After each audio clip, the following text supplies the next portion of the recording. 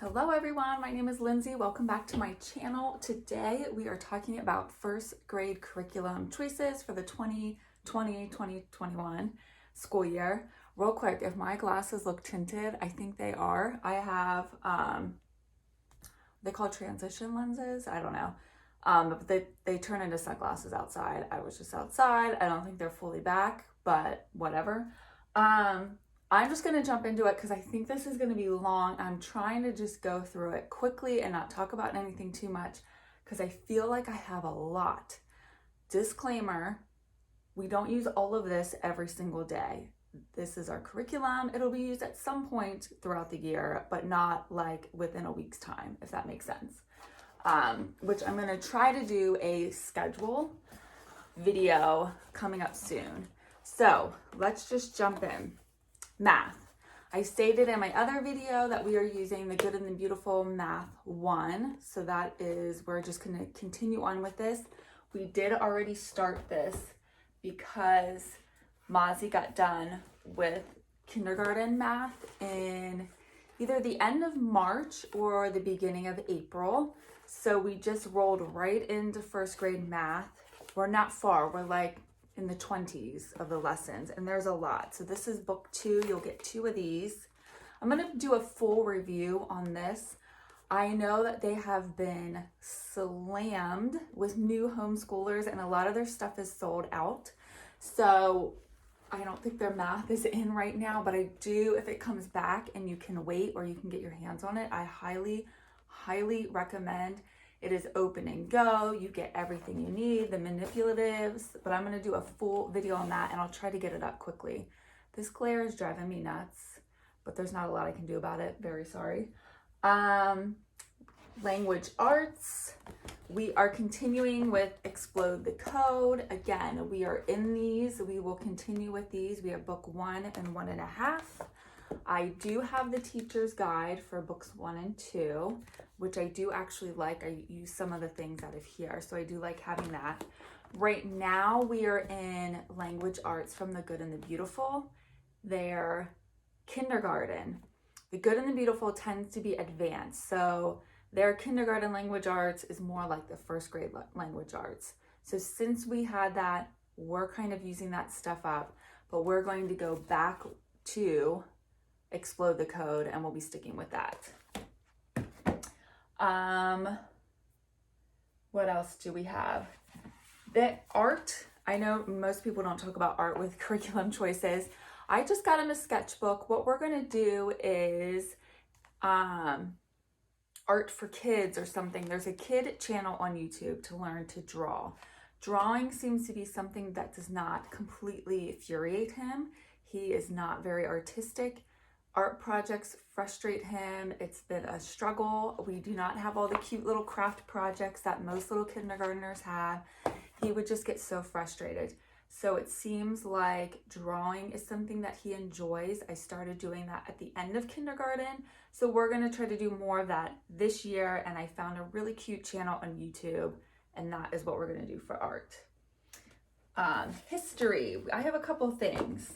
I don't have everything in for history, but we're going to be talking about American history, history around the world briefly, and we also have to talk about Pennsylvania history since we live here. It's one of the requirements. So I picked up, this is new to us. I don't know a whole lot about it. The Abeka first grade history curriculum. So this is the teacher book and this is their curriculum book. It is so short, and the lessons seem very short, which is fine. So as of right now, I think we're only going to do history 1 day a week because otherwise I feel like we would be done with the history in 3 months and then I wouldn't know what to do. So I still am going to be figuring out history as we move along because I just don't think that this is going to be enough. We have talked about history. We're really big on field trips. So he knows about, we're close to Gettysburg, so we've gone to Gettysburg. He loves that. We've gone to Colonial Williamsburg. We're not far from there. So this seems very simplistic, but I think it'll be good. It'll be more foundational and we can build off of that. So this is the plan for right now. I think we're going to end up buying more, but we at least will have all the foundational things from this. So I will probably do a review on this then after we use it, because I'm just really unsure. Because that seemed very light, I also, my grandma bought him the Rush Revere books. So we are going to be reading Rush Revere and the Brave Pilgrims. And then there's also, if you go online, you can print out some resources, so little quizzes and learning more about the historical figures mentioned. So we printed all of that out. So I thought this would be like a really light, fun read that mentions history. So we're counting this and including this in our history curriculum as well.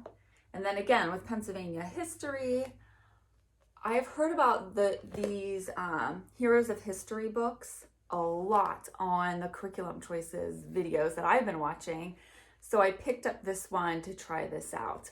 I'm unsure, it's pretty long, but we read a lot of chapter books, so I think he will do just fine with it. So this will be another read aloud for history.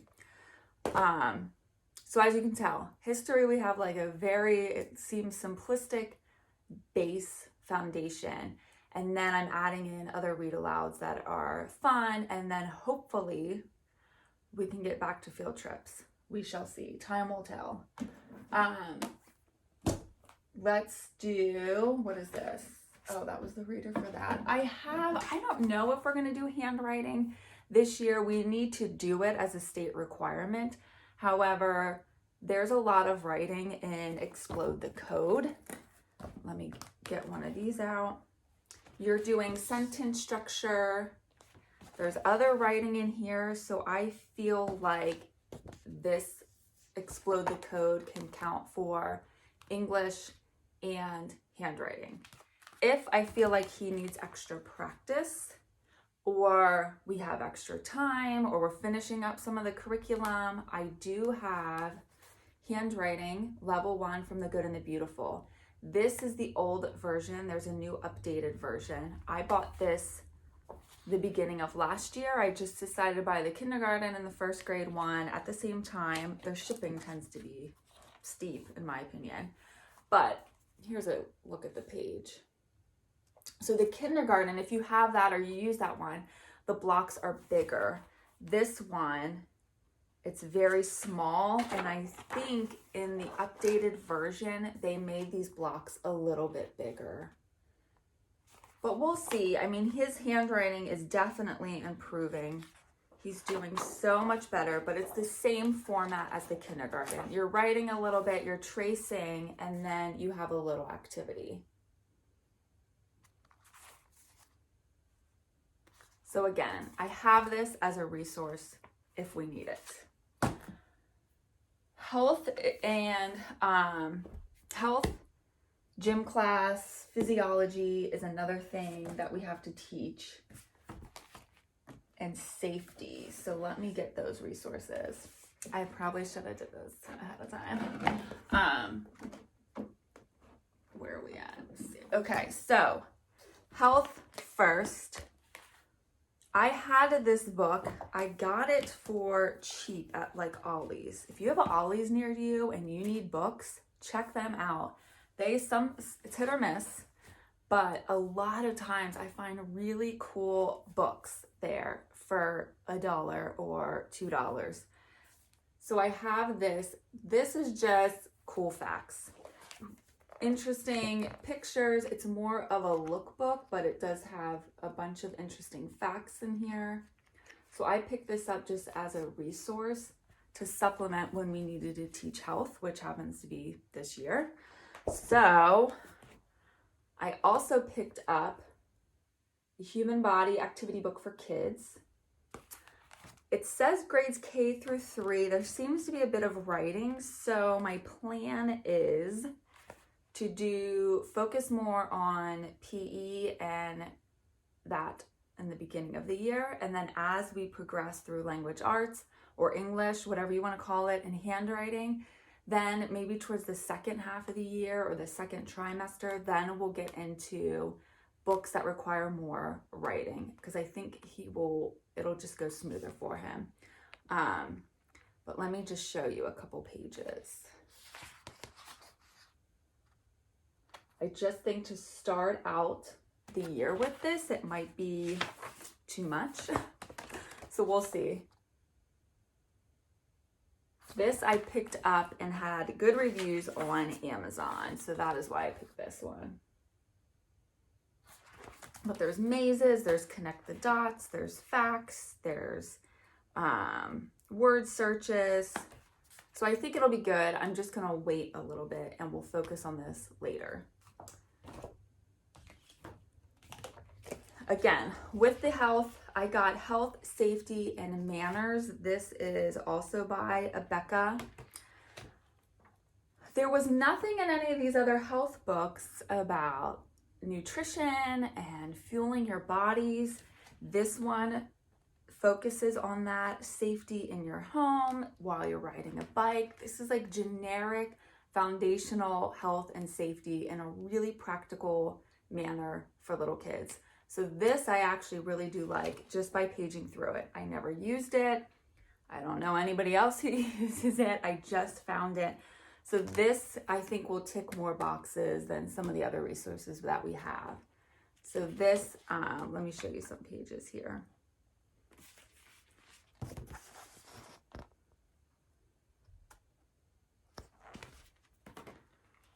Food. Let me see what else is here. Here's a think and write. Good ways to use my eyes, good ways to use my ears.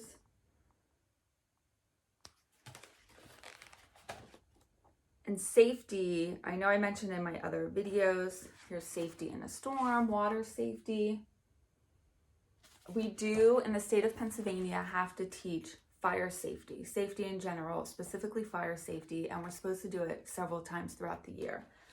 Because of that, I had purchased last year and we used the safety science unit from The Good and the Beautiful. So I'll probably use the fire safety out of here and maybe some of their kitchen safety, because we really like that, and pair it with this, if that makes sense. So we have this, and then I also purchased, along with the fire safety or the safety unit from The Good and the Beautiful, there was an option. They talk in here. Let me give you an overview. This talks about fire safety, water and electricity, earthquakes, natural disasters. God Gave Me a Body, which is where you can use this book. It's I Said No, a kid-to-kid guide to keeping private parts private. Highly recommend it. Easy to understand, and it is a good conversation to have with your kids at an early age. Being home alone, kitchen and cooking safety, internet and peer pressure. So I like the things that were talked about in here. So we will be picking out what to use in here again this year, along with this. So that is health, safety, PE, physiology, everything. Gym class. Nobody talks about what their kids do for other activities. I'm so interested. Mozzie does ice skating. Right now, he's doing it 1 day a week. They just started back up. We will see. In the normal ice skating season, he was doing it 2 days a week. I don't know what's going to happen. We will get far more creative this coming year if we need to with our gym class. So anyways, ice skating is what we do for gym. On to the next. Oh, I forgot. History, we also have to talk about geography. In the Abeka, My America, My World, they do talk about other countries.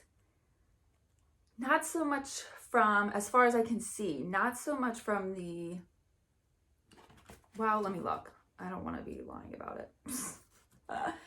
So there's Australia, China, India, Israel, Egypt, Italy, the Netherlands.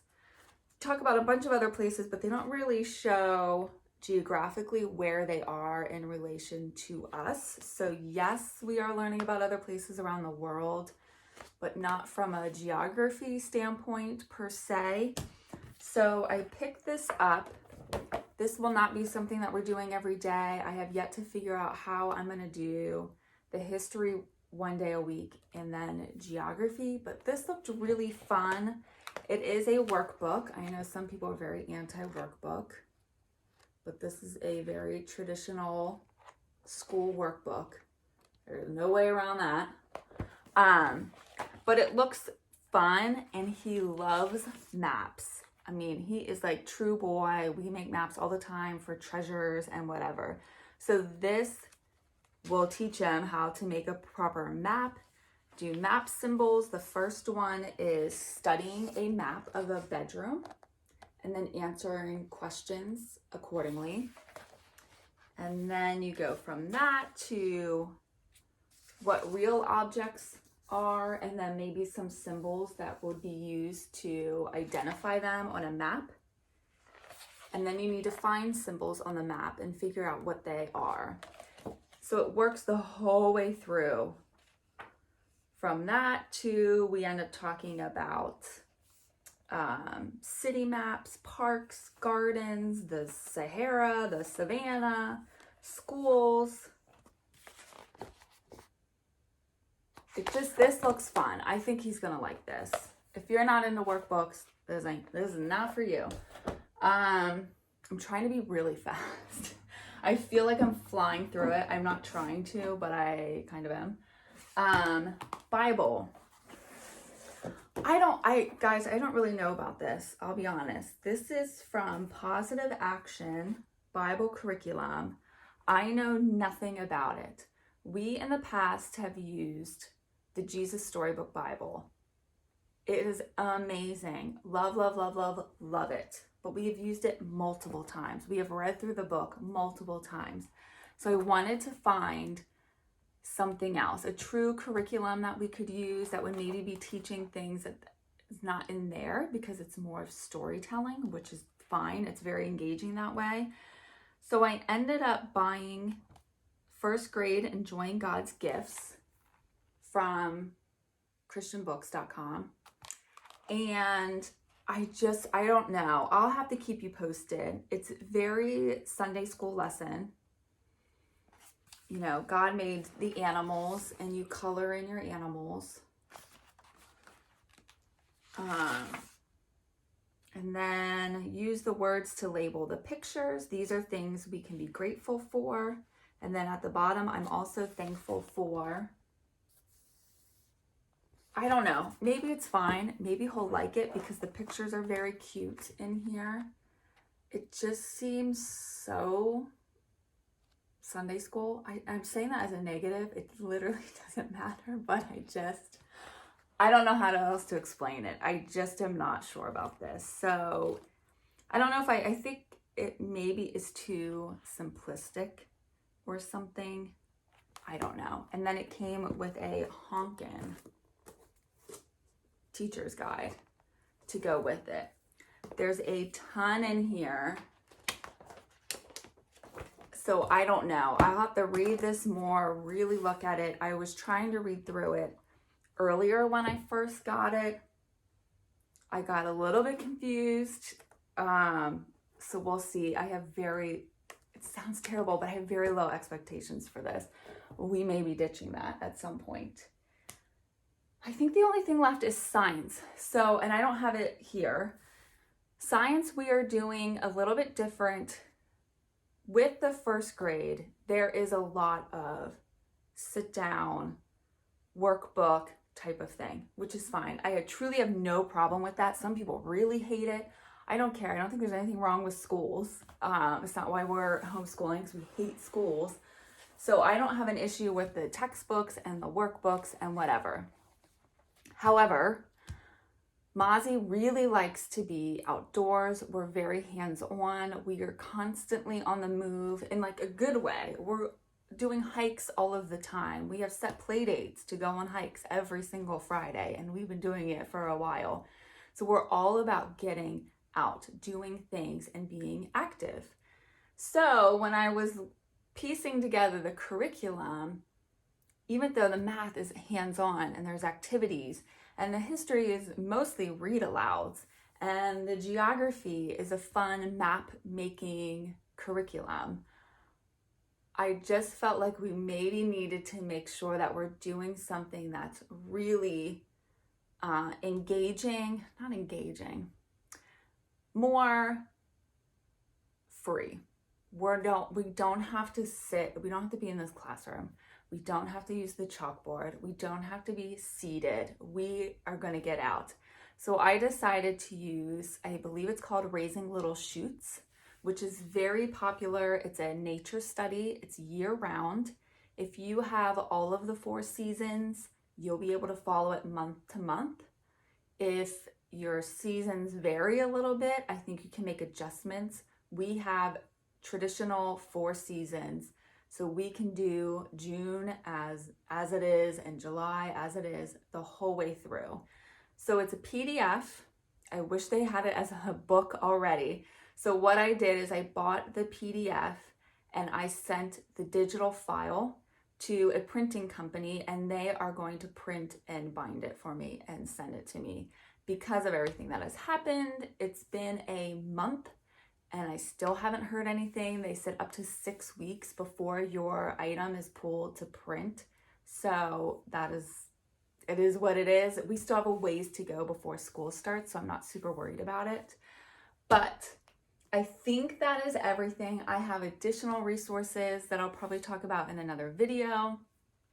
I have another new thing that we're going to be doing this year, I believe, is like a morning basket or a circle time to go over some things that I just don't feel like will quite fit or will make subjects too long to have it all clumped together.